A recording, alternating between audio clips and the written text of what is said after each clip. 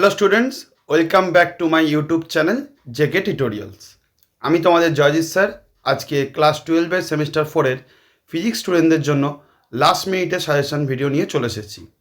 তোমরা ভালো করে জানো সামনেই মঙ্গলবার আমাদের ক্লাস 12-এর সেমিস্টার 4-এর ফিজিক্সের এক্সাম। তো আমাদের হাতে সময় খুবই কম। আজকে রোববার দিনটার আর কালকে সোমবার, এই দুদিন মোটামুটি আমাদের হাতে আছে। তো এই শেষ মুহূর্তে আমি কয়েকটা মোস্ট ইম্পর্ট্যান্ট প্রশ্ন তোমাদের জন্য নিয়ে এসেছি, যেগুলো তোমাদের পরীক্ষার আগে অবশ্যই করে যেতে লাগবে। আজকে সেই প্রশ্নগুলো নিয়ে তোমাদের সাথে আলোচনা করব। তো দেখো, আমাদের সেমিস্টার 4-এ আমরা জানি মোট আমাদের 40 মার্কসের প্রশ্ন হয়।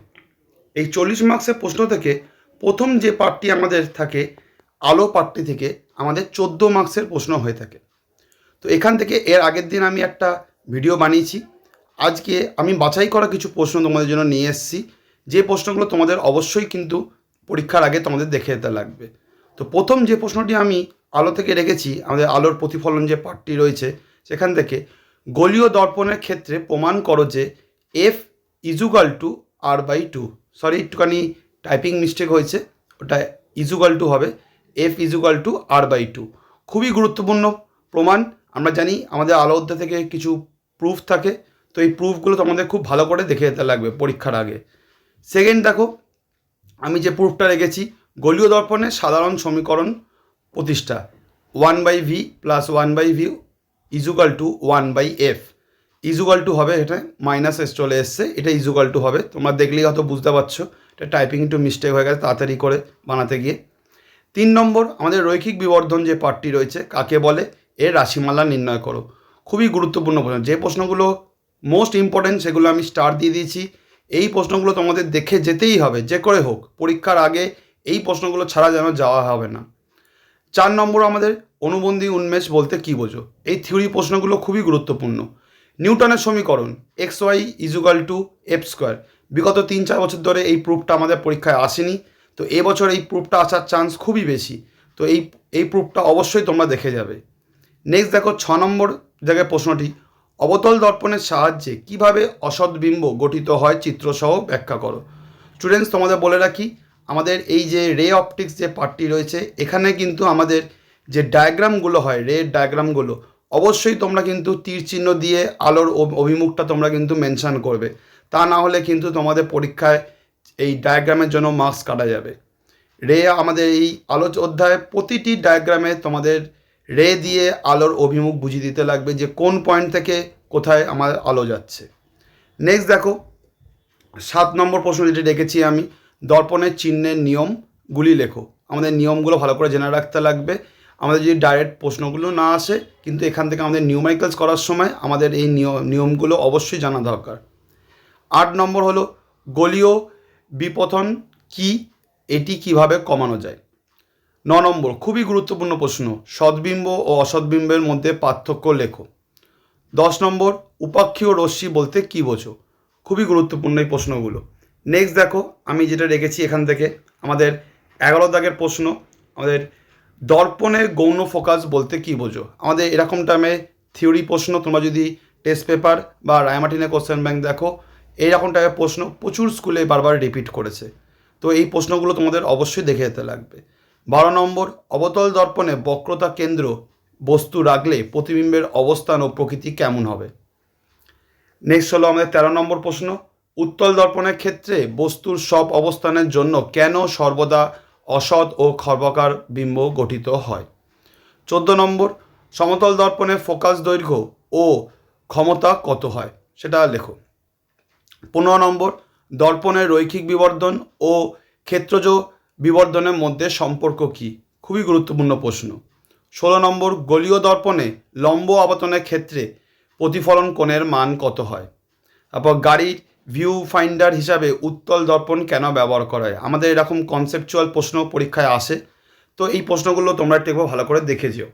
নেক্সট হলো, দাঁতের ডাক্তারের কোন ধরনের দর্পণ ব্যবহার করেন এবং কেন। 19 নম্বর, দর্পণের ফোকাসতল ও ফোকাস বিন্দুর মধ্যে পার্থক্য কী। এবং 20 নম্বর, কোনো গোলীয় দর্পণকে জলে নিমজ্জিত করলে তা ফোকাস দৈর্ঘ্য কী পরিবর্তন হবে। এই 20 দাগের প্রশ্নটা খুবই গুরুত্বপূর্ণ। তোমরা যে টেস্ট পেপারে দেখো, বারবার দেখবে এই প্রশ্নটা বিভিন্ন স্কুলের টেস্টের এক্সামে রিপিট করেছে। নেক্সট দেখো আমাদের দ্বিতীয় যে অধ্যায়টি রয়েছে আলোর প্রতিসরণ, এখান থেকে যে প্রশ্নগুলি আমি রেখেছি, ফার্স্ট হলো স্নেলের সূত্র লেখো এবং এর সাধারণ রূপটি প্রতিষ্ঠা করো। n1 sin theta 1 equal to, এটা ইজুকাল টু হবে n2 sin থিটা 2। খুবই গুরুত্বপূর্ণ প্রশ্ন। 2 নম্বর হলো আপেক্ষিক প্রতিসরাঙ্ক ও পরম প্রতিসরাঙ্কর মধ্যে সম্পর্ক লেখো।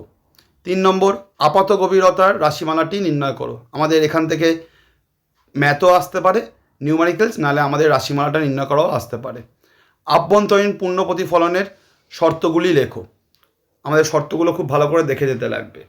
নেক্সট হলো আমাদের দেখো সংকট কোণ, ক্রিটিক্যাল অ্যাঙ্গেল যে পার্টটি রয়েছে, এটা বলতে কী বোঝো এবং সংকট কোণের সাথে প্রতিসরাঙ্কের সম্পর্ক লেখো। 6 নম্বর অপটিক্যাল ফাইবার বা আলোকবাহী তন্তুর কার্যনীতি সংক্ষেপে আলোচনা করো। মরুভূমি মরীচিকা কেন সৃষ্টি হয়, এর ভৌত কারণ ব্যাখ্যা করো। খুবই গুরুত্বপূর্ণ প্রশ্ন। তারপর হলো সমান্তরাল কাঁচের ফলকের মধ্যে দিয়ে প্রতিসরণের ফলে পার্শ্বীয় সরণের রাশিমালাটি নির্ণয় করো। খুবই গুরুত্বপূর্ণ। আলোর দ্বিতীয় যে সূত্র রয়েছে, কোনো সংরক্ষণ মিতি মেনে চললে তার ব্যাখ্যাটা তোমাদের দিতে লাগবে। নেক্সট দেখো আমাদের পরের যে প্রশ্নটি রয়েছে, হীরেকে কেন এত উজ্জ্বল দেখায়। 11 নম্বর প্রতিসরাঙ্ক কোন কোন বিষয়ের উপর নির্ভর করে। থিওরিটিক্যাল প্রশ্ন এগুলো, আমরা জানি কিছু থিওরিটিক্যাল প্রশ্ন আমাদের থাকবে, তো এই প্রশ্নগুলো তোমাদের অবশ্যই কিন্তু পরীক্ষার আগে ভালো করে দেখে যেতে লাগবে। পরের প্রশ্ন হলো 12 নম্বর কাঁচের স্ল্যাবে প্রতিসরাঙ্কর ফলে আলোর চ্যুতি কত হয় এবং কেন। তারপর 13 নম্বর প্রশ্ন আমাদের কোনো তরলে রাখা দণ্ড কেন বাঁকা দেখায়, চিত্রসহ ব্যাখ্যা করো। 14 নম্বর আলোর প্রতিসরণের ফলে কম্পাঙ্ক ও তরঙ্গ দৈর্ঘ্য কী পরিবর্তন হয়। 15 নম্বর টোটাল রিফ্লেক্টিং প্রিজম কি, এর সুবিধাগুলি লেখো। তারপর আমাদের জলে থাকা মাছের চোখে বাইরের জগৎ কেন একটি নির্দিষ্ট শঙ্কুর মধ্যে সীমাবদ্ধ থাকে। তোমরা যদি এই অধ্যায়টা দেখো, তোমাদের বইতের মধ্যে ছায়া প্রকাশনী তোমরা সাধারণত ফলো করো, তো ছায়া প্রকাশনীতে খুব সুন্দরভাবে রয়েছে থিওরি পার্টটা, তোমরা জাস্ট একবার ভালো করে দেখে যেও। 17 নম্বর হলো প্রতিসরাঙ্ক ও আলোর বেগের মধ্যে সম্পর্ক কী। কোনো মাধ্যমে সংকট কোণ যদি 45 ডিগ্রি হয়, তাই তার প্রতিসরাঙ্ক কোণ কত হবে। তারপর 19 নম্বর শীত প্রধান দেশে লোমিং বা ঊর্ধ্ব মরীচিকা কেন দেখা যায়, উল্টো হয়ে যায় যে ওটা ওই পার্টটা তোমাদের এখানে এক্সপ্লেন করতে লাগবে। নেক্সট 20 নম্বর হলো লম্ব আপতনের ক্ষেত্রে আলোর চ্যুতি কোণ কত হয়। তারপর আমাদের নেক্সট যে পার্টটি রয়েছে আমাদের গোলীয় দর্পণ, সেখান থেকে যে আমি কিছু প্রশ্ন রেখেছি। ফার্স্ট হলো আমাদের লেন্সের নির্মাতার সূত্র 1/f ইজুকাল টু হবে এটা n-1 into 1/r2 minus 1/r1 minus 1/r2। প্রমাণটা খুবই ইম্পর্টেন্ট কিন্তু এই প্রুফটা। তারপর 2 নম্বর ক্ষেত্রে এটাও পাতলা লেন্সের ক্ষেত্রে সমীকরণ 1/v minus 1/u equal to 1/f। আমরা জানি আমাদের লেন্স আর মিরার দুটো পার্ট থাকে, তো দুটো পার্ট থেকে এই প্রুফটা তোমরা ভালো করে দেখেছো। লেন্সের ক্ষমতা বলতে কী বোঝো, এর একক কী, এককটা খুবই ইম্পর্টেন্ট, ডায়োপ্টার যে আমাদের হয় সেটা। তারপর 4 নম্বর দুটি পাতলা লেন্সের পরস্পরের সংস্পর্শে থাকলে তুল্য ফোকাস দৈর্ঘ্য রাশিমালাটি নির্ণয় করো। তারপর 5 নম্বর আমাদের লেন্সে বিবর্ধিত রাশিমালা m ইজুকাল টু হবে v মাইনাস ইউ প্রমাণ করো। কোনো উত্তল লেন্স কখনো অবতল লেন্সের মতো আচরণ করে, এটা আমাদের শর্ত দিয়ে আমাদের বুঝিয়ে দিতে লাগবে। 7 নম্বর স্থানচ্যুতি পদ্ধতি ব্যবহার করে কিভাবে লেন্সের ফোকাস দৈর্ঘ্য নির্ণয় করা যায়। 8 নম্বর হলো লেন্সের ফোকাস দৈর্ঘ্য কোন কোন বিষয়ের উপর নির্ভরশীল, শর্তগুলো আমাদের বলতে লাগবে। তারপর বর্ণ বিপথন বলতে কী বোঝো। নেক্সট দেখো এখান থেকে 10 নম্বর যে প্রশ্নটি রেখেছি আমি, লেন্সের আলোক কেন্দ্রের সংজ্ঞা দাও। 11 নম্বর রৈখিক বিবর্ধন ও অনুদৈর্ঘ্য বিবর্ধনের মধ্যে সম্পর্ক কী। 12 নম্বর লেন্সের প্রথম ও দ্বিতীয় মুখ্য ফোকাসের মধ্যে পার্থক্য কী। তারপর আমাদের 13 নম্বর প্রশ্ন যেটি রেখেছি আমি, উত্তল লেন্সের সাহায্যে কিভাবে একটি সৎ ও বিবর্ধিত প্রতিবিম্ব পাওয়া যায়, চিত্র সহ দেখাও। চিত্রটা আমাদের খুব ভালো নিখুঁতভাবে করতে লাগবে এবং অবশ্যই কিন্তু তোমরা আলোর অভিমুখ ভালোভাবে তোমরা স্পষ্টভাবে দেবে, নাহলে কিন্তু পরীক্ষক যদি না বুঝতে পারে তার জন্য কিন্তু নাম্বার ডিডাক্ট হবে। 14 নম্বর, কোনো লেন্সের অর্ধেক কালো কাগজে ঢেকে দিলে প্রতিবিম্বর কী পরিবর্তন হবে? 15 নম্বর, লেন্সের অক্ষীয় বর্ণ বিপথন কিভাবে দূর করা যায়? লেন্সের ফোকাস তলের গুরুত্ব কী? 17 নম্বর এই প্রশ্নটি, সমতল উত্তল লেন্সের ক্ষেত্রে ফোকাস দৈর্ঘ্যের রাশিমালাটি কী হবে? 18 নম্বর, উত্তল লেন্সকে অভিসারী ও অবতল লেন্সকে অপসারী লেন্স বলা হয় কেন? 19 নম্বর, উত্তল লেন্সের ক্ষেত্রে বস্তুর অবস্থান কোথায় হলে প্রতিবিম্ব অসীম গঠিত হবে? তারপর লেন্সের ক্ষমতা 2D বলতে কী বোঝো? খুবই ইম্পর্ট্যান্ট প্রশ্ন, 2 মার্কসের জন্য আমাদের। নেক্সট দেখো আমাদের প্রিজম থেকে আমাদের যে প্রুফগুলো এবছরের জন্য খুবই গুরুত্বপূর্ণ, আমি প্রথমে প্রুফগুলো রেখে দিয়েছি। ফার্স্ট হলো কি, প্রিজমের মধ্যে দিয়ে আলোকরশ্মি গেলে চ্যুতিকোণের রাশিমালা আমার delta is equal to I1 plus I2 minus A, এটা প্রুফ করো, খুবই গুরুত্বপূর্ণ। নেক্সট হলো প্রিজমের ন্যূনতম চ্যুতি ডেল্টা এম এর শর্তগুলি তোমাকে লিখতে লাগবে। তারপর প্রিজমের প্রতিসরাঙ্ক রাশিমালার প্রুফটা খুবই গুরুত্বপূর্ণ। 4 নম্বর প্রশ্ন, কৌণিক বিচ্ছুরণ বলতে কী বোঝো? 5 নম্বর, বিচ্ছুরণের ক্ষমতার মধ্যে সংজ্ঞা লেখো। এই থিওরিটিক্যাল প্রশ্নগুলো তোমরা একটু ভালো করে দেখে যাবে কিন্তু। রামধনু কিভাবে গঠিত হয়? প্রাথমিক ও গৌণ রামধনুকের মধ্যে পার্থক্য কী? আকাশ নীল দেখায় কেন? রেলের চ্যুতির সূত্র সাহায্যে, এটা ব্যাখ্যাটা তোমাদের ভালো করে দেখে যেতে লাগবে। সূর্যোদয় ও সূর্যাস্তের সময় সূর্যকে কেন লাল দেখায়? তারপর শুদ্ধ বর্ণালী ও অশুদ্ধ বর্ণালীর মধ্যে পার্থক্য লেখো। চিনির দানা বা কাঁচের গুঁড়ো কেন সাদা দেখায় বা চকচকে হয়? এটা আমাদের প্রশ্ন। নেক্সট হলো দেখো 11 নম্বর থেকে যে প্রশ্নটা রেখেছি, 11 নম্বর, প্রিজমের প্রতিসরাঙ্ক কোণ ও চ্যুতিকোণের মধ্যে সম্পর্ক লেখো। সাদা আলোর প্রিজমের মধ্যে দিয়ে গেলে কেন 7টি রঙে ভেঙে যায়? বিচ্ছরণহীন চ্যুতি বলতে কী বোঝো? বা চ্যুতিহীন বিচ্ছরণ বলতে কী বোঝো? এই দুটি প্রশ্ন শর্ট কোশ্চেনের জন্য খুবই গুরুত্বপূর্ণ। তারপর প্রিজমের ক্ষেত্রে I ইজুকাল টু ডেল্টা গ্রাফটি অঙ্কন করো এবং এর বৈশিষ্ট্যগুলি লেখো। 16 নম্বর, দৃশ্যমান বর্ণালীর মধ্যে কোনো বর্ণ আলোর চ্যুতি বেশি হয় এবং কার সবথেকে কম হয়? 17 নম্বর, কুয়াশার মধ্যে দিয়ে দেখার জন্য কেন লাল আলো ব্যবহার করা হয়? কারণ আমাদের লাল আলোর দৈর্ঘ্য খুব বেশি, তো সেই পার্টটা আমাদের এখানে বলতে লাগবে। বর্ণালী চরম বর্ণ কোনটি এবং কেন? প্রিজমের উপাদানের বিচ্ছুরণ ক্ষমতা কি প্রিজমের কোণের উপর নির্ভরশীল করে, কেন নির্ভর করে? তারপর হলো বিচ্ছুরণের প্রাকৃতিক উদাহরণ হিসাবে রামধনুর ব্যাখ্যা। নেক্সট দেখো আমাদের নেক্সট যে 5 নম্বর অধ্যায়টি রয়েছে, এখান থেকে আমি যে প্রশ্নগুলি রেখেছি আমাদের তরঙ্গ আলোক বিজ্ঞান ওয়েব অপটিক্স থেকে। ফার্স্ট হলো হাইগেন্সের নীতি, খুব গুরুত্বপূর্ণ এবছর পরীক্ষার জন্য। হাইগেন্সের নীতি বর্ণনা করো। তারপর হাইগেন্সের নীতির সাহায্যে আলোর প্রতিফলন বা অথবা আলোর প্রতিসরণের সূত্রটি প্রমাণ করো। তরঙ্গমুখ কী? এ ধরনের তরঙ্গমুখের চিত্র অঙ্কন করো। সুসংগত উৎস বলতে কী বোঝো? কেন দুটি পৃথক বাল্ব সুসংগত উৎস হতে পারে না? তারপর 5 নম্বর, এই প্রুফটি খুবই গুরুত্বপূর্ণ যে ইয়ংয়ের দ্বিতীয় দ্বিরেখাচিত্র পরীক্ষায় ঝালার প্রস্থের রাশিমালাটি প্রতিষ্ঠা করো। 6 নম্বর হলো গঠনমূলক ও ধ্বংসাত্মক ব্যতিচারের শর্তগুলি লেখো। 7 নম্বর দেখো আমাদের আলোর যে অপবর্তন বলতে কী বোঝো? একক রেখাচিত্রের দরুন অপবর্তনের ক্ষেত্রে প্রথম অববিন্দুর শর্ত লেখো। 8 নম্বর, ব্যতিচার ও অপবর্তনের মধ্যে 3টি মুখ্য পার্থক্য লেখো। তারপর আমাদের যে আলো সমাবর্তন পার্টটি রয়েছে, এটা কি? আর হলো ব্রস্টারের সূত্রের প্রমাণ, খুবই গুরুত্বপূর্ণ কিন্তু ব্রস্টারের সূত্রটা। তারপর হলো মেলাসের সূত্র কি, এর গাণিতিক রূপটি লেখো। নেক্সট দেখো আমি রেখে গেছি 11 নম্বর প্রশ্নটি, পোলারয়েডের দুটি ব্যবহার লেখো। 12 নম্বর হলো আমাদের অনুবীক্ষণ ও দূরবীক্ষণের যন্ত্রের বিশ্লেষণের ক্ষমতা বলতে কী বোঝো? 13 নম্বর, তরঙ্গতত্ত্বের সাহায্যে আলোর ব্যতিচারের তীব্রতা রাশিমালাটি নির্ণয় করো। 14 নম্বর, ব্যতিচারের ক্ষেত্রে কি শক্তি সংরক্ষণ নিয়মটি লঙ্ঘিত হয় ব্যাখ্যা করো।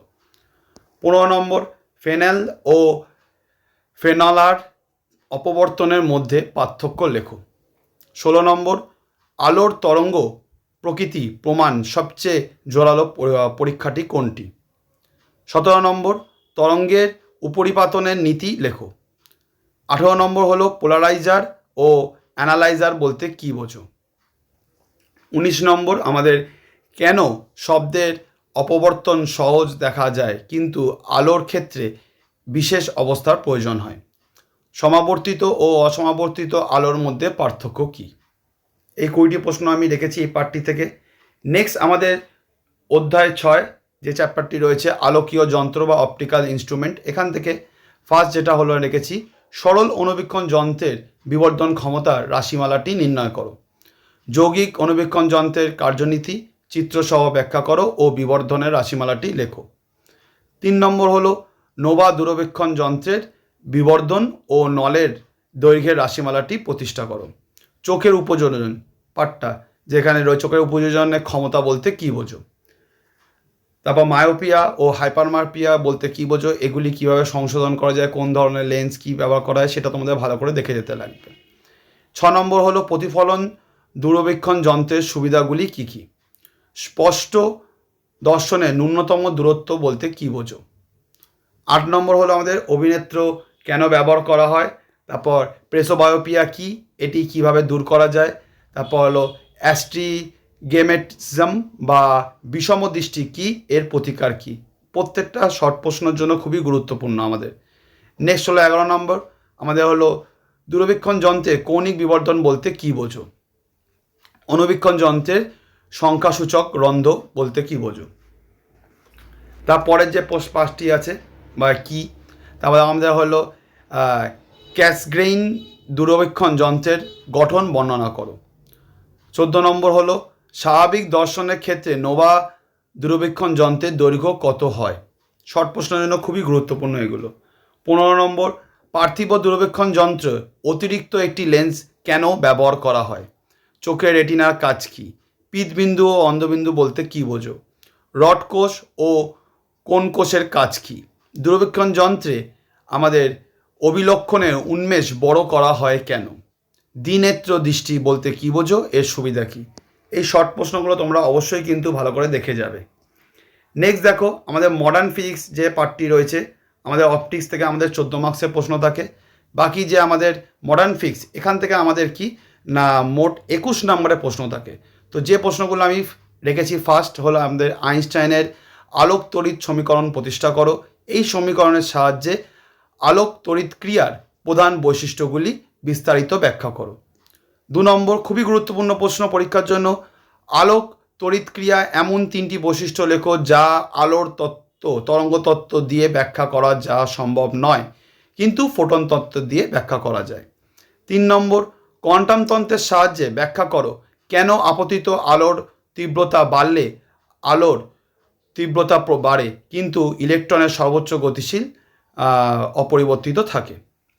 4 নম্বর হলো কি নেক্সট প্রশ্ন, ডেভিন্স জার্মারের পরীক্ষাটি গুরুত্ব কী?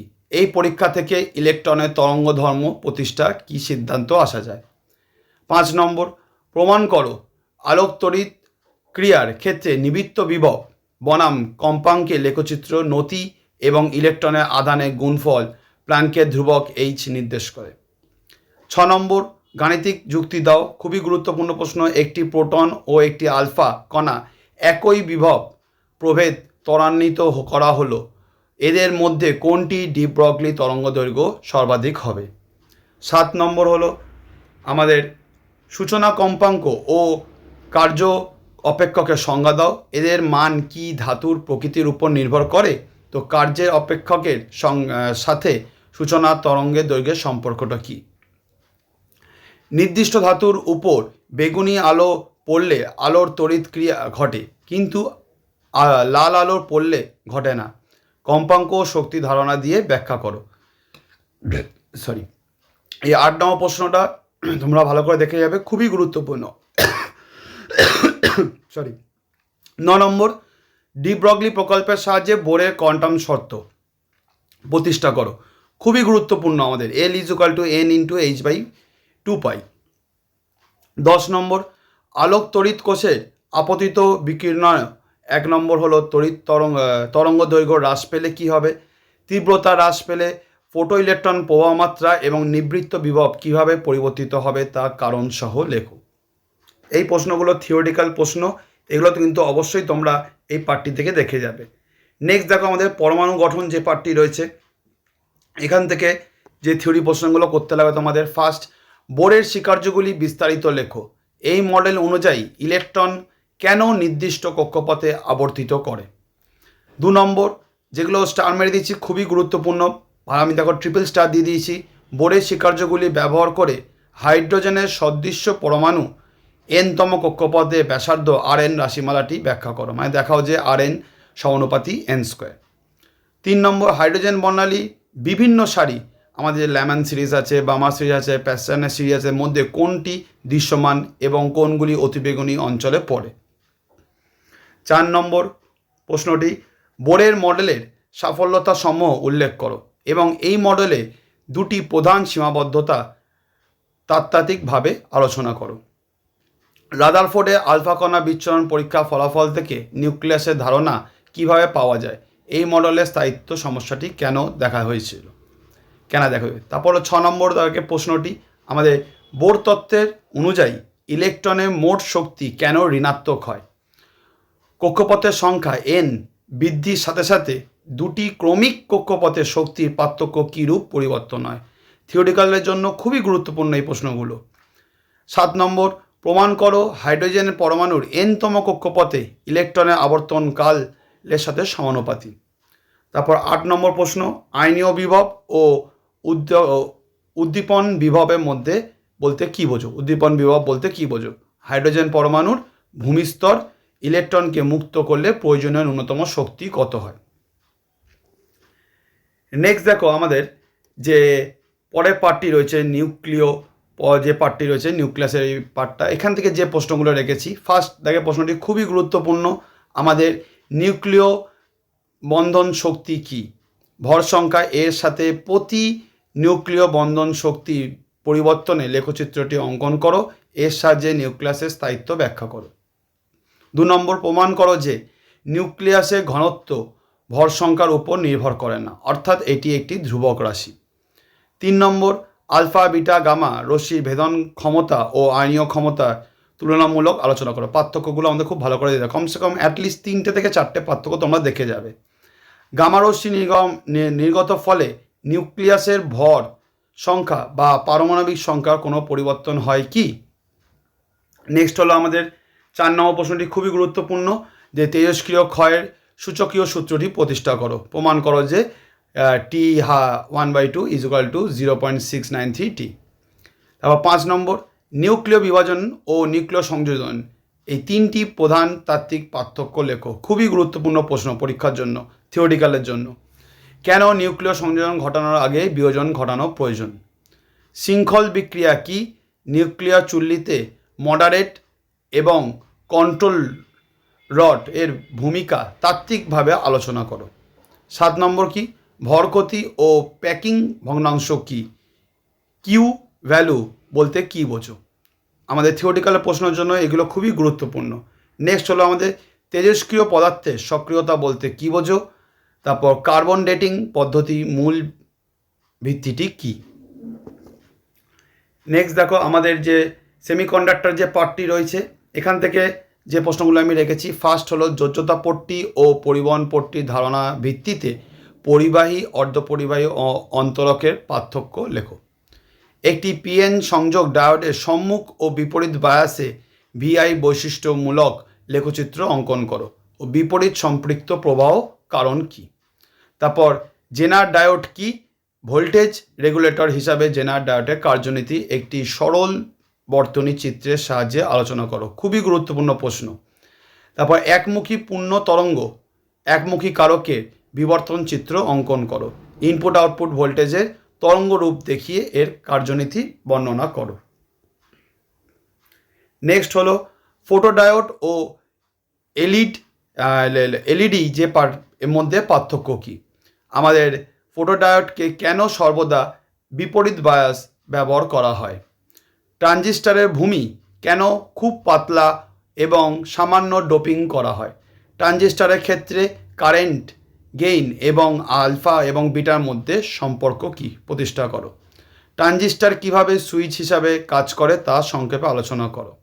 তারপর আমরা জানি এখান থেকে আমাদের কিছু গেট থাকে, and gate, or gate, non gate.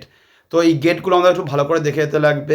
এর মধ্যে থেকে যে প্রশ্নগুলো আমার খুব ইম্পর্ট্যান্ট লেগেছে আমি দিয়েছি, যে নর গেটকে কেন ইউনিভার্সাল গেট বলা হয়, শুধুমাত্র নর গেটের ব্যবহার করে কিভাবে অ্যান্ড ও অর গেট তৈরি করা যায় তা বর্তনী চিত্রের মাধ্যমে দেখাও। এখান থেকে আমাদের কিছু লজিক্যাল গেটের ক্ষেত্রে ট্রুথ টেবিল করতে লাগে। তো লজিক্যাল গেটের ক্ষেত্রে ট্রুথ টেবিল বলতে কী বোঝো, ডি মর্গ্যানের উপপাদ্য দুটি বিবৃত করো। খুবই গুরুত্বপূর্ণ প্রশ্ন। আমরা জানি এখানে ডোপিং পার্টটি থাকে। তো ডোপিং পার্ট থেকে ডোপিং বলতে কী বুঝো, বিশুদ্ধ অর্ধপরিবাহী ক্ষেত্রে অপদ্রব্য মেশালে পরিবাহিতা কেন বৃদ্ধি পায়। নেক্সট আমাদের লাস্ট যে পার্টটি রয়েছে কমিউনিকেশন সিস্টেম। এখান থেকে আমি কিছু প্রশ্ন রেখেছি, আমাদের দেখবে। ফার্স্ট যে প্রশ্নটি রেখেছি হলো কি, একটি যোগাযোগ ব্যবস্থার ব্লক চিত্র অঙ্কন করো। খুবই গুরুত্বপূর্ণ প্রশ্ন, এবছর ধরে নাও এই প্রশ্নটা এসে গেছেই। এর বিভিন্ন অংশ চিহ্নিত করে তাদের কার্য সংক্ষেপে লেখো। তারপর কি, ট্রান্সডিউসার বলতে কী বোঝো, এর উদাহরণ দাও। মডুলেশন কি, এটি কেন প্রয়োজন হয়, আর অ্যান্টেনার উচ্চতা হ্রাস ক্ষেত্রে এর ভূমিকা কী। তারপর এম ও এফএম এর মধ্যে দুটি পার্থক্য লেখো। খুবই গুরুত্বপূর্ণ। মডুলেশন সূচক বলতে কী বোঝো, এর মান সাধারণত একের কম রাখা হয় কেন। তারপর এই আমাদের গাণিতিক সম্পর্ক যেটি রয়েছে ওটা দেখে যেও, M is equal to V max minus V min by V max plus V min. তারপরে প্রশ্ন আমাদের 6 দাগের প্রশ্নটা, সঞ্চালনের বিভিন্ন পদ্ধতিগুলি সংক্ষেপে বর্ণনা করো। কোনটি সিগন্যালের সরাসরি দৃশ্যরেখা এলওএস বরাবর সঞ্চালনের কোনো পদ্ধতি বৈশিষ্ট্য। তারপর হলো আমাদের অ্যান্টেনুয়েশন ও নয়েজ বলতে কী বোঝো, সিগন্যাল যখন চ্যানেলের মধ্যে দিয়ে যায় তখন এই সমস্যাগুলি কিভাবে প্রভাব ফেলে সেটা ব্যাখ্যা করো। 8 নম্বর প্রশ্ন, আয়নোস্ফিয়ারের কোন স্তর থেকে রেডিও তরঙ্গ প্রতিফলিত হয়, কেন রাতের বেলা রেডিও সিগন্যাল বেশি স্পষ্ট শোনায়। 9 নম্বর গাণিতিক সমস্যা, যদি একটি অ্যান্টিনার উচ্চতা এইচ হয় তবে প্রমাণ করো যে সিগন্যালের সঞ্চালনে সর্বাধিক দূরত্ব D is equal to root of 2 capital R into small H. এর থেকে কিভাবে জনসংখ্যা কভারেজ নির্ণয় করা যায় প্রমাণ করো বা নির্ণয় করো। 10 নম্বর প্রশ্ন, মোডেম এবং জিপিএস এর কাজ কী ও গুরুত্ব সংক্ষেপে লেখো। তারপর হলো ব্যান্ডউইথ বলতে কী বোঝো, বিস্তারিত মডুলেশনের ক্ষেত্রে ব্যান্ডউইথের রাশিমালাটি কী। দেখো স্টুডেন্টস, আমি এখান থেকে এই পার্টটি থেকে মোট 11টি প্রশ্ন রেখেছি। আশা করছি তোমরা যদি থিওরিটিক্যালের জন্য এই কটা প্রশ্ন ভালো করে দেখে যাও, এর ছেড়ে একটাও প্রশ্ন এর বাইরে আসবে না। অবশ্যই তোমরা কিন্তু হাতে তোমাদের খুবই কম সময়, আজকের রাতটা এবং কালকে সারাদিন আছে তোমাদের, তোমরা অবশ্যই কিন্তু এই থিওরিটিক্যাল প্রশ্নগুলো অবশ্যই ভালো করে দেখে যাবে। আজকের ভিডিওটা এখানেই এতটা পর্যন্ত। যদি তোমাদের ভিডিওটি ভালো লেগে থাকে অবশ্যই আমার এই চ্যানেলটিকে লাইক এবং সাবস্ক্রাইব করে দিও এবং তোমাদের বন্ধুদের মধ্যে শেয়ার করে দিও। যদি তোমাদের মনে হয় যে এর মধ্যে কোনো প্রশ্নের উত্তর তোমাদের অজানা আছে অবশ্যই আমাকে কমেন্টে তোমরা জানাবে, তাহলে সেই প্রশ্নগুলোর উত্তর নিয়ে আমি একটা নতুন ভিডিও খুব তাড়াতাড়ি বানিয়ে তোমার সামনে চলে আসবো।